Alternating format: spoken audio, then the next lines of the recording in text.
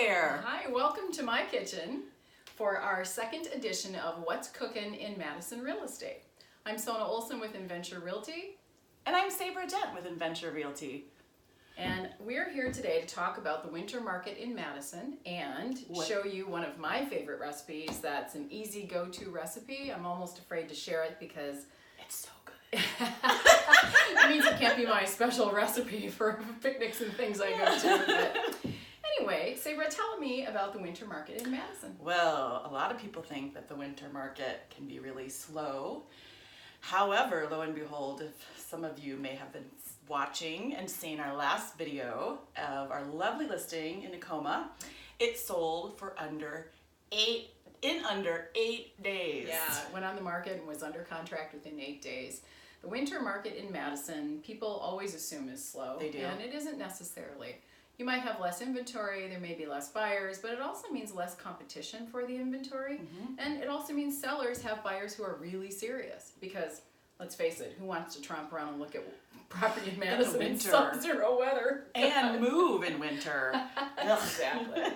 So that's our tip. Be out selling, be out looking. If you're serious and you want to get ahead of the competitive spring market, start looking now with your favorite agent. Hopefully that's one of us. Feel free to get in touch with us via our Facebook group. You can text, email, call. Whatever works. And we'll come over. You can come over and get together with us. So this is a curried chicken recipe that I make. It's I love it because it's fast, it's simple, and it's extremely flavorful. It's my curried chicken salad recipe, basically. Where's the best place to get a rotisserie chicken, Sona? So I actually went to Costco for this one. It was $4.99. Get out! It's bigger than what you find in some of the other local markets, but there are plenty of options in the local markets too, and I like supporting local markets. I just happened to be over on the west side and picked it up last night. So if I ever have leftover chicken, whether it's roasted chicken, curried chicken, or I just need to make a meal quickly, I will go grab a rotisserie chicken. Okay. And I will make this curried chicken salad recipe. Okay. So the fast, easy way to do it is I usually will use all the meat, but for sure the breast meat, yeah, something like that, because frankly I find it really tasteless and boring. What? I don't like white breast meat. It's boring. Our Chop mom it doesn't into like chunks. it. Okay. So you chunk it up, kind of bite-sized, depending on how you plan to use it. If you want to use it on a salad, it can be a bigger chunk. If you're planning to put it in a sandwich, you might want to chop it just a little finer. Okay. And I actually like to toast a baguette and or serve it on crackers as an hors d'oeuvre as well. Take an onion. Again, you know, for me, I don't measure often, so I do things to taste. So in this recipe, we're not making a lot of it, but I would use half to a whole onion. Okay. I usually use a white onion versus yellow. It's just a little milder flavor. Again, you want to chunk that up depending on whether it's going into a sandwich or a salad. A little bit finer, but don't mince it. If you mince it, it gets too watery and mushy and it can kind of just overwhelm the taste. So chop, chop, chop, chop. And if you wouldn't mind throwing that in a bowl, Ms. Jem, that would be great. Sure. I love being a helper. Get my little towel on my shoulder here. All of this, correct? You want all of this in the bowl? Okay.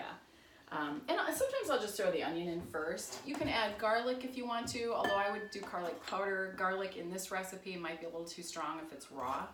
Garlic powder, whatever other flavors you like. Do you use sweet onion or white onion? Does it matter to you? I usually use the white one because Okay. it's a little more mellow. Okay. But honestly, I use whatever's in my cabinet. And often it's yellow onions because I use yellow onions in a lot of the curries I make from my mother's curry recipes. Okay. So then you take about, you know, if you like a lot of mayo, use a lot of mayo or just a dollop. So I do about a dollop of a tablespoon and a half. I guess this would be the measurement. Maybe two, depending on, again, if you're making a salad or a sandwich and how wet you want it to be. Okay. I use this amazing Jamaican Sona curry introduced powder. me to this. It is so Come up lovely. close. I buy this at the Asian food market on Park Street and West Wash. It's literally like $4 for an entire Blue Moon bottle of it. This one's the hot version. You don't have to use hot. You can use a regular.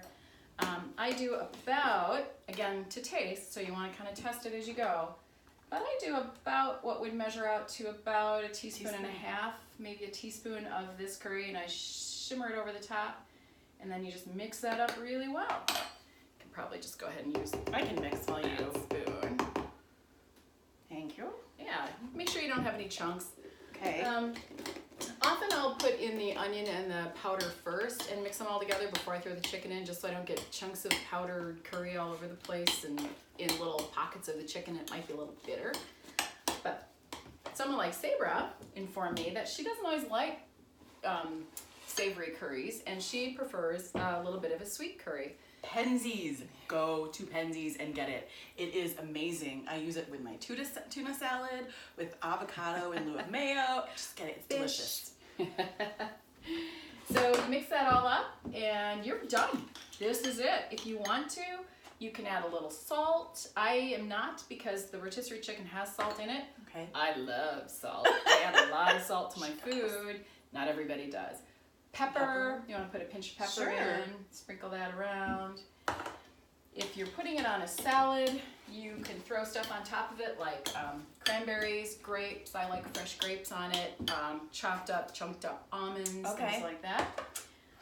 You can put whatever herbs you like. I have a pot of herbs that I grow in my kitchen, and so there's parsley, there's dill, there's cilantro. You can, cut that into it however you want, whatever amount you like, whatever your kids will tolerate. Stir that up a little. Okay. And then maybe smear it on some bread. Sure. And try it. Again, a toasted baguette is excellent. These make excellent chicken salad sandwiches. Or you can do what I did a little earlier today. I'm gonna try this. Ready? Okay. Sorry. Did it turn out?